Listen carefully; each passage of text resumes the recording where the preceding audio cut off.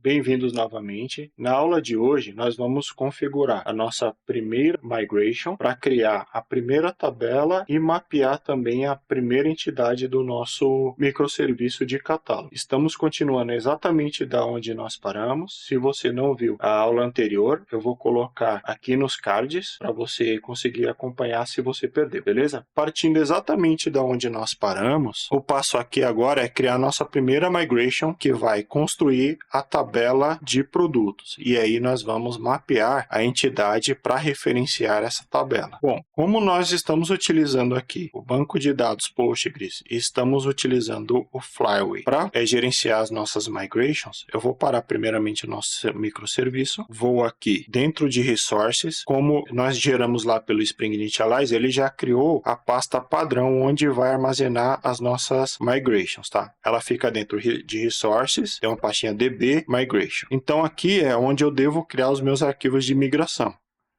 No caso, eu vou criar o primeiro, que vai ser a criação da tabela de produtos. Para que o Flyway reconheça esses arquivos de migração, ele precisa seguir um certo padrão, que é começar com um V maiúsculo. A gente precisa anotar qual é a versão. Aqui você pode usar a versão do jeito que você achar mais interessante. Tem gente que usa só com um número, tem gente que usa com 2 dígitos, com 3 dígitos. Eu gosto de usar com 3 dígitos. Tem que respeitar, a única coisa é que tem que ser incremental, tá? Então a gente vai colocar V1, V1.1 ou V2, tem que ser assim. E a gente vai ter que colocar 2 underscores e vai dar uma breve descrição do que essa migração vai fazer.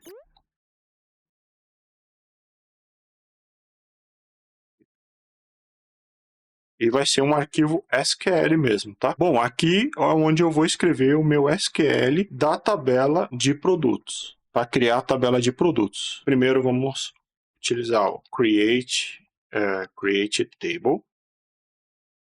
O nome da minha tabela vai ser products mesmo. E ele vai ter as seguintes colunas. Uma coluna ID, que vai ser um big serial, e vai ser a primary key da nossa tabela. Eu vou ter uma chamada name, e vai ser um varchar, vou colocar assim, varchar, que vai ter 80 caracteres no máximo, e vai ser not null. Vou ter uma chamada price, que ela vai ser do tipo numeric, vai ter 12 na parte inteira e 2 dígitos. E vamos armazenar valores monetários. E vai ser do tipo not null também. Vou criar uma chamada available, que vai ser um booleano. Também vai ser not null, tá? Not null.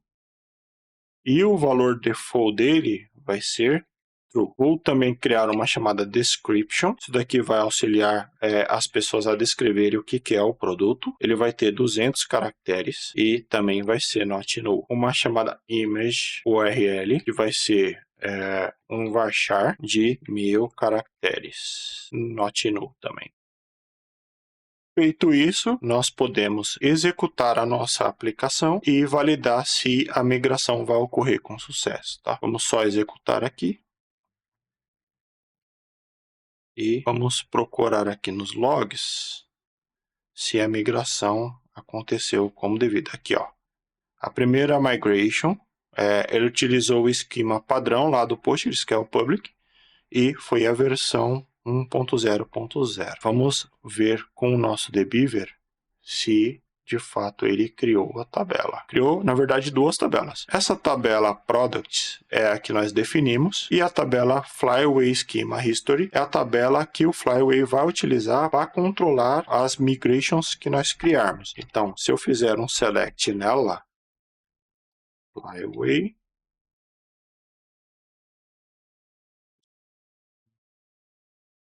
aliás, isso aqui está no banco errado, deixa eu vir aqui. Criar um script para o banco certo. Então, select asterisco from Flyway Schema.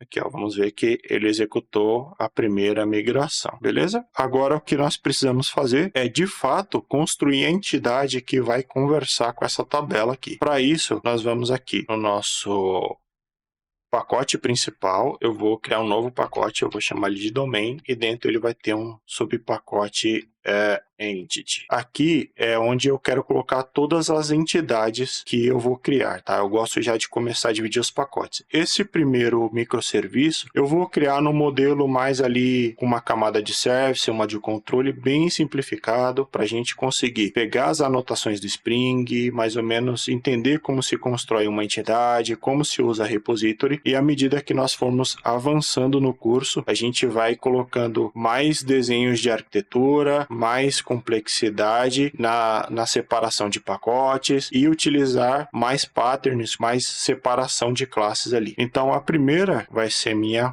product. Eu vou criar uma classe Java aqui. Vou criar minha classe Java. Aqui eu preciso definir as propriedades que correspondem àquelas colunas da minha tabela. Então, a primeira é do tipo long, é o meu ID. Um do tipo string é o nome. A descrição.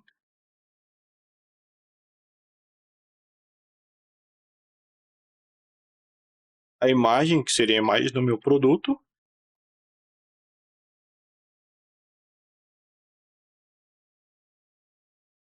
Aqui eu vou usar um Big Decimal para o meu price. E vou utilizar um boolean para a coluna available.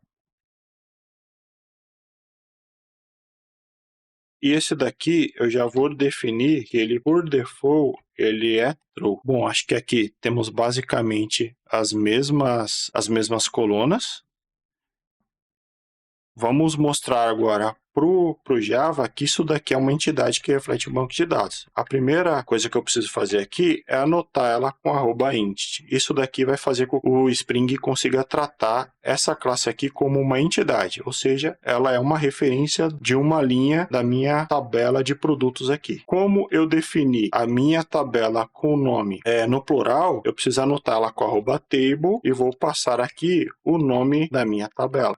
Então, não necessariamente a gente precisa usar aqui o nome da entidade como o nome da tabela, tá? Vocês poderiam ter o nome da tabela completamente diferente. Agora, eu preciso definir aqui também algumas coisas bem importantes. Por exemplo, qual é a minha chave primária lá nessa tabela? É o ID. Então, eu tenho que mostrar para o meu JPA que a propriedade ID é minha chave primária. E aí eu anoto ela com @id. E vou mostrar para ele também como esse valor vai ser gerado, porque ele vai ser gerado de forma automática. Então eu uso a anotação @GeneratedValue e vou passar a estratégia para ele aqui, que é a identity. Outras coisas que eu gosto de fazer aqui, eu gosto de anotar na @column que não podem, são not nulls, eu coloco como no able false. E eu gosto de passar também aqui o tamanho possível dentro da coluna. Então, eu passo o campo length ali. Vou fazer isso para os demais.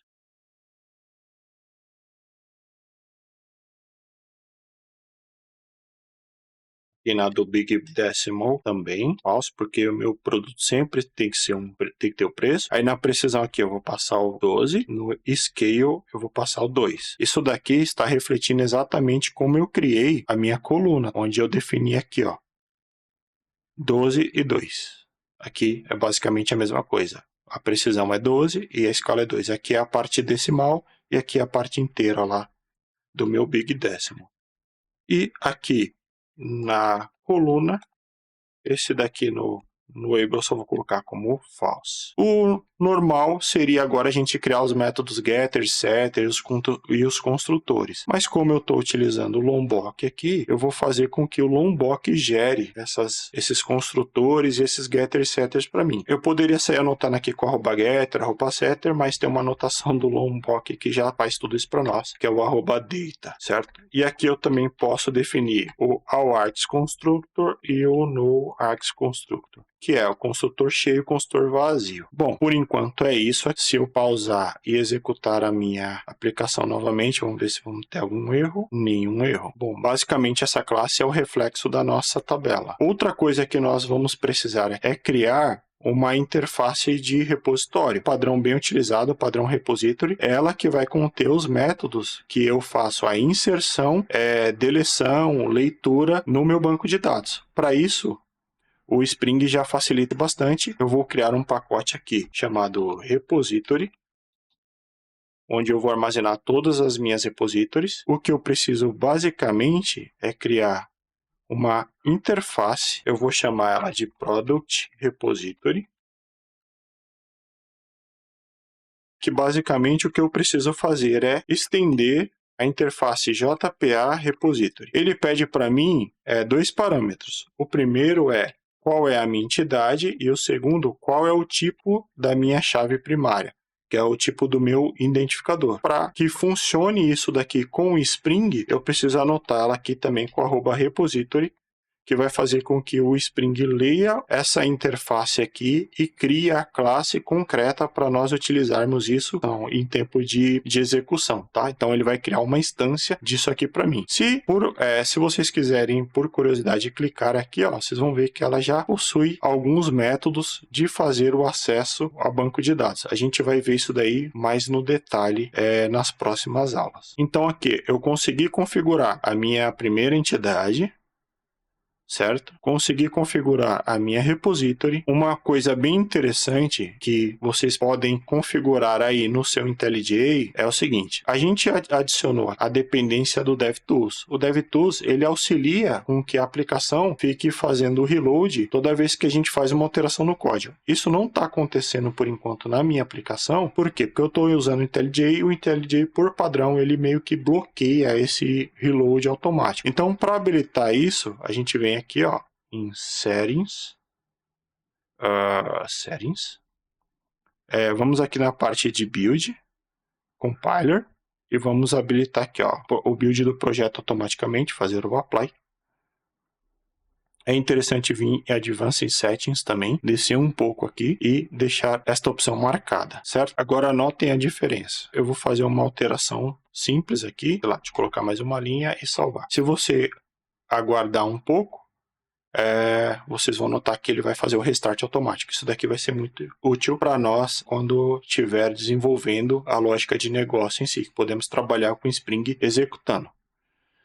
Bom, essa aula vai ficando por aqui. Nós já conseguimos configurar a nossa primeira entidade, a nossa primeira repository, e na próxima aula nós vamos criar o nosso primeiro controller para fazer a inserção do nosso primeiro produto. Eu vou ficando por aqui. Se você gostou desse vídeo, deixa o like. Se você não está inscrito ainda no canal, se inscreve para você não perder as próximas aulas. Eu vou ficando por aqui.